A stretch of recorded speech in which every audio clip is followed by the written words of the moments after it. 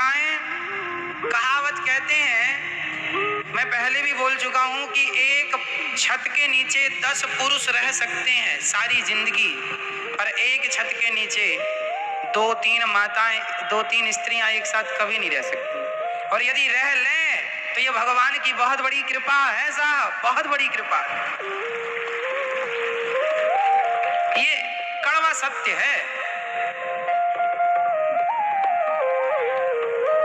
दूर के ढोल बड़े सुहावने लगते हैं।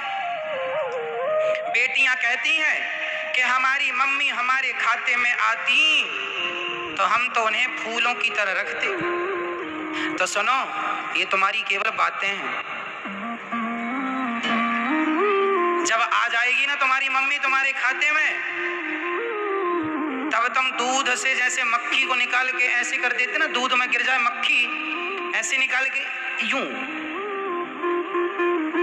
ऐसे ही जब तुम्हारी माँ तुम्हारे खाते में आ जाएगी, कहेगी माँ चलो बेटी अब आ गई तुम्हारे घर, अब सेवा करो। फिर जब देख लो फिर कौन सेवा। कल ही एक मैया यहाँ गौरी गोपाल वृद्धाश्रम में यहाँ माताएं रहती हैं, ऐसी ऐसी माताएं रहती हैं जिनकी बेटियों ने घर से निकाला है, बेटों ने नहीं। तो अब कहाँ गई वो बातें कि माँ हमारे खाते में आती तो हम करते सेवा, आई तो है, निकाल तो दिया।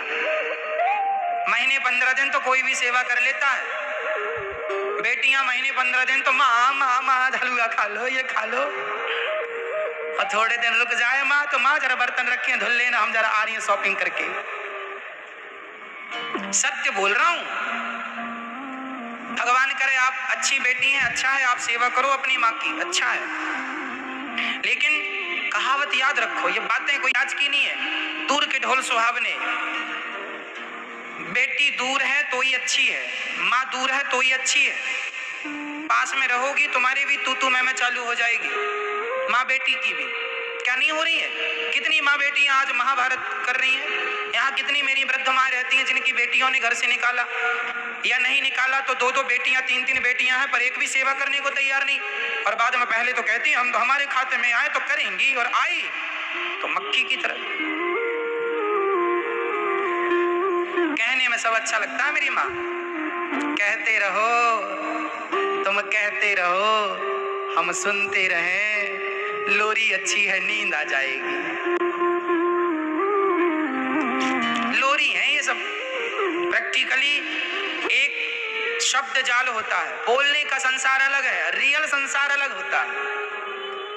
हाँ या ना? खुद पे जब गुजरती है ना, नहीं होता, तब पूरा ज्ञान खत्म हो जाता है। इसलिए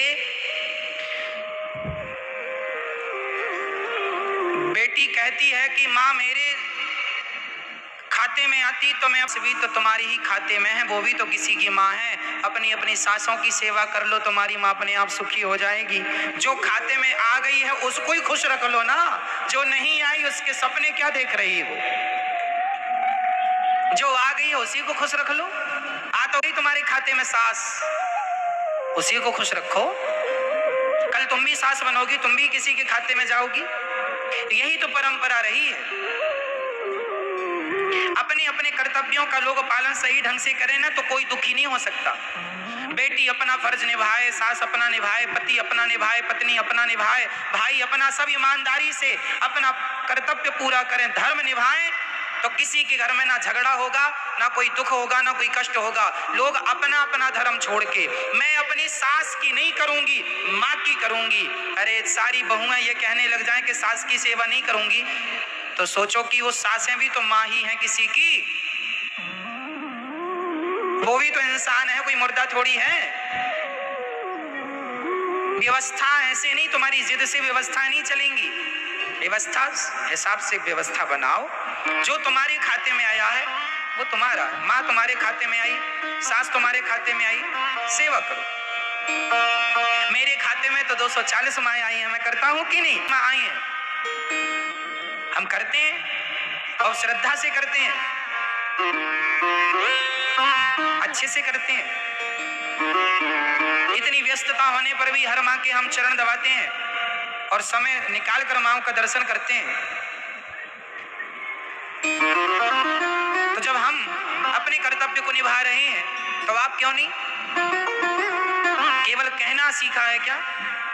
ये दास अनिरुद्ध ने आपको हमेशा बातें तब ही कही है जब उन बातों को हमने अपने जीवन में चरितार्थ किया है। हमने पहले उतारा है उन बातों को, हमने केवल बातें कही नहीं, हमने उन बातों पर अमल किया। चले हैं उस रास्ते पर, फिर तुम्हें बता रहे हैं चलकर। ये केवल ऐसा नहीं है कि हमने बोल दिया, हवा में लाठियां भांज दी, ऐसा कुछ नहीं है। हम 3.5 घंटे आपका समय बर्बाद नहीं करते, आपको यथार्थ ज्ञान देते हैं, जिससे आपका कल्याण होगा वही देते हैं। व्यर्थ की बकवास हम नहीं करते, न समय अपना वेस्ट करते व्यर्थ की बातों में। मन कैसा हो मेरी माँ, मेरी जिठानी मेरे से नफरत करती है, करती रहे, उसके अंदर मेरे लिए नफरत है, रही आए। तुम ना नफरत रखो, तुम ना घृणा रखो। तुम्हारी पड़ोसन तुमसे नफरत ईर्ष्या करती है, करती रहे, उसकी अपनी स्वतंत्रता है, उसके अपने संस्कार हैं। तुम ना। एक बात बताएं, यदि किसी के घर में आग लगानी हो ना, तो पहले आपको आग अपने हाथ में ही पकड़नी पड़ेगी। बोलो। माचिस की तीली, समझो इस बात से, माचिस की तीली औरों को बाद में जलाएगी, पहले खुद को जलाती है। माचिस की तीली औरों को बाद में जलाएगी, खुद को पहले जलाती है। ईर्ष्या, नफरत, द्वेष करने वाला दूसरों पे करके उसका क्या बिगड़ेगा ये तो राम जाने, पर तुमने ये आग लगाई है, ये आग उसे कब भस्म करेगी वो तो अलग विषय है, पर ये आग तुम्हें जरूर भस्म कर देगी, ये याद रखना। इसलिए किसी से ईर्ष्या ना हो, किसी से द्वेष ना हो, नफरत ना हो, घृणा ना हो। कई लोग दूसरों के पैसों को देखकर, दूसरों की तरक्कियों को देखकर जलते हैं, जलते मरते रहते हैं, उनका बस ना चला। लोग तो किसी के धन को देखकर जलते नहीं है। आपके अंदर तो ईर्ष्या नहीं है अपने पड़ोसी को देखकर। अरे आजकल तो भाई तरक्की कर जाए तो भाई की तरक्की से भाई जलने लगता है। ये घोर कलयुग है, हाँ या ना? आज तो भाई की तरक्की से कुछ भाई भी जलते हैं। आज तो भाई की तरक्की को भाई ही रोकता है, पांव पकड़ के खींच लेता है। ऐसा समाज में हो रहा है। ऐसे भाई भी मिल जाएंगे आपको, कुछ, सभी नहीं है पर कुछ ऐसे भी हैं। इससे मुझे ये बताओ कि लाभ क्या है? आपका पांव पकड़ के खींचने में कोई लाभ नहीं है। एक बात याद रखना मेरी माँ, मेरा पड़ोसी, मेरा भाई, मेरी जिठानी और मेरी देवरानी और उनका खाते हैं। मेरे भाई के भाग्य में धन है, उसे मिलके रहेगा। मेरे भाग्य में धन है, मुझे मिलके रहेगा। आपके भाग्य में धन है, मिलके रहेगा। और आपके भाग्य में गरीबी है तो धन मिल भी गया तो भी तुम्हारी गरीबी नहीं मिटेगी। कितने लोगों को धन मिल गया पर आया यूं चला गया, वो गरीब के गरीब है। लिखा किस्मत में, लाइनों पर गौर कीजिए, लिखा किस्मत में मिटता नहीं मिटाने से।